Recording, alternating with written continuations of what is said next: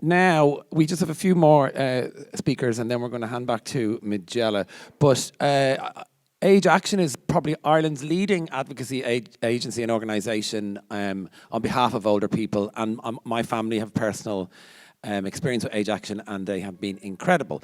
And as you know, Age Action deal directly with what they would call clients, we would call family members, and they listen. And in fact, for many family situations, we've employed Age Action. Obviously, they're a charity, but they've been absolutely incredible. But they talk to older people, and they have loads of research on what older patients are saying at the moment.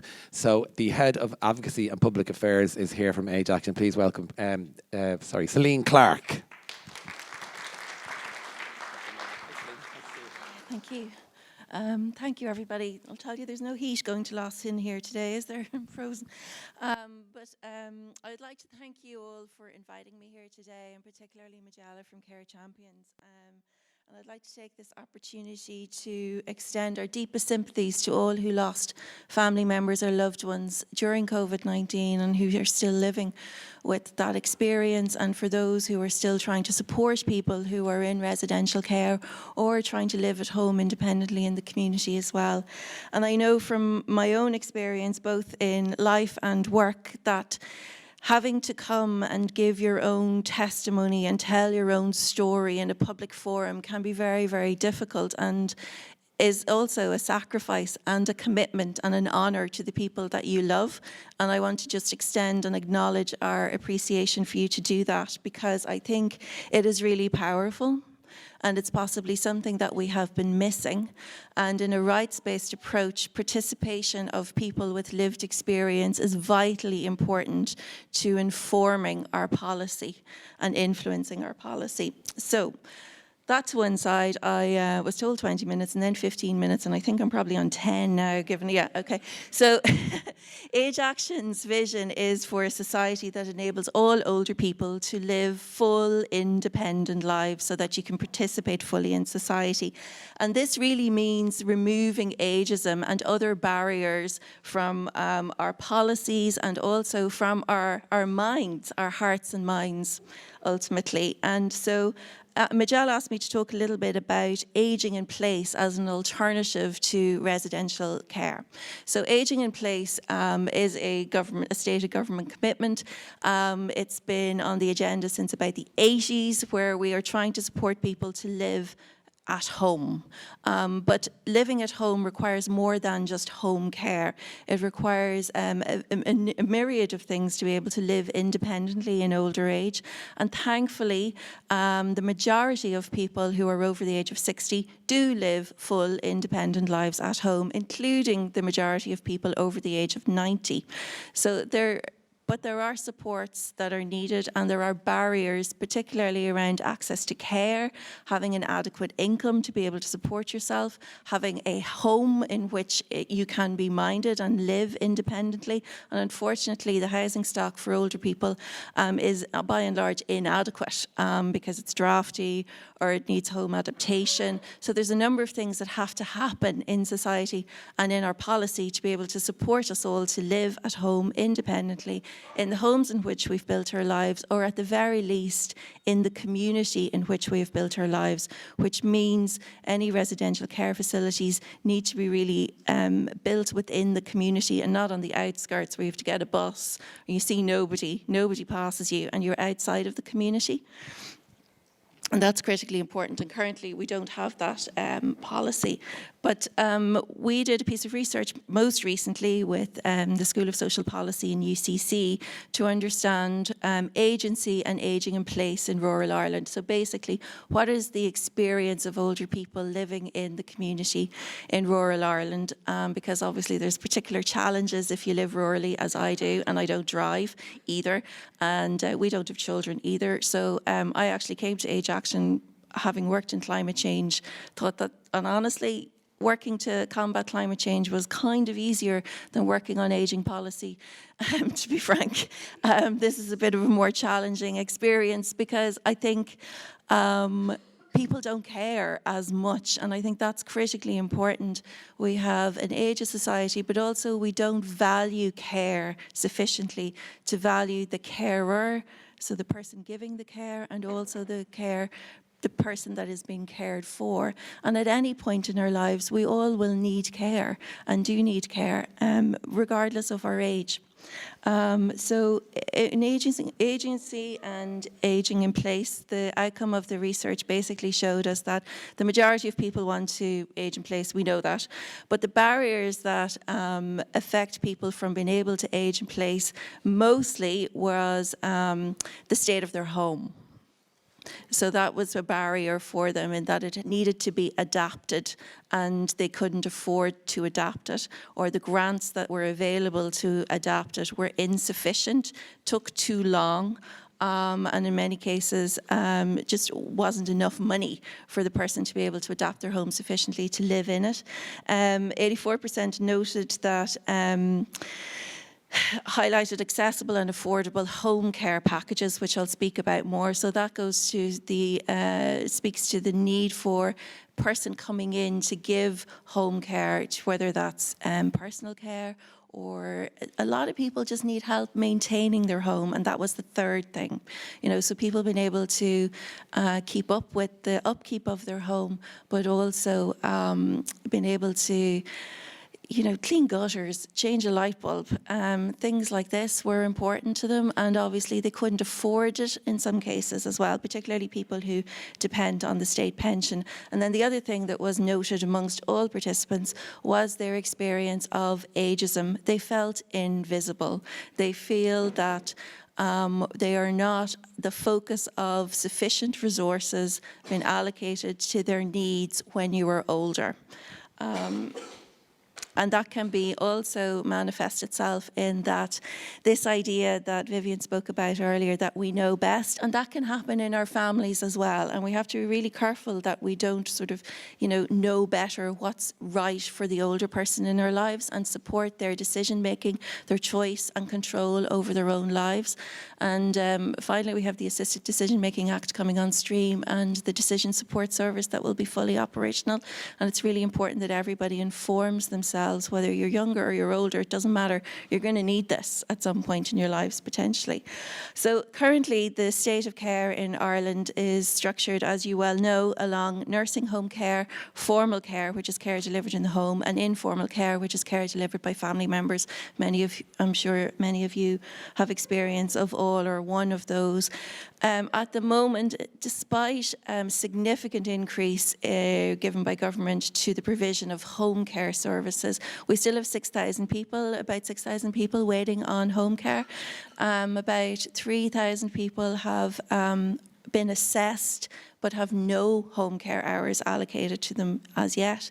And then there's about over 2,000 people waiting for additional home care to be provided. And we don't know how many people there are waiting for an assessment. So there's a lot of problems there in terms of, we always used to campaign for more money to be allocated to home care, and now we have a situation where there is a commitment to deliver 24 million hours of home care by the HSE in 2023, but unfortunately we don't have sufficient workforce to be able to deliver it.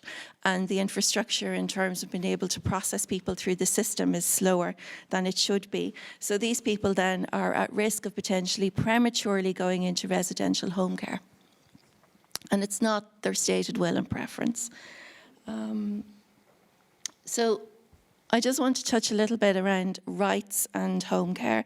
And I thought what Martina was talking about earlier, just to underscore the importance of knowing your rights and seeking information and being able to use that information in a way. And I know our next speakers are going to talk about a little bit more about that, so I won't labour this point. But Age Action has consistently called for a human rights informed inquiry into the situation of an experience of people who lived and died in nursing homes during COVID-19. As far back as the first weekend in March, when COVID response measures were introduced, we immediately began to raise attention to the fact that people who were living in residential care, whether that was nursing homes or otherwise, were at extreme risk of having their rights violated because COVID response measures measures didn't take into consideration the proportionality of the rights-based approach and ensuring that rights were balanced. And so people's, as previous speakers have talked about, people's rights to privacy, their right to family life, their right to autonomy were undermined or violated in many situations because they didn't have any choice, but they also lacked voice. And it's one of the things that Age Action, in addition to the inquiry, a human rights informed inquiry that we are campaigning for, is the establishment of an Office of a Commissioner for Ageing and Older Persons. There's one in Northern Ireland, and I know it was very actively involved in supporting a rights-based approach to COVID response measures. And in Ireland, when you leave the workforce, or you haven't been in the workforce, but you end up at 66 or older, you lack protection and representation.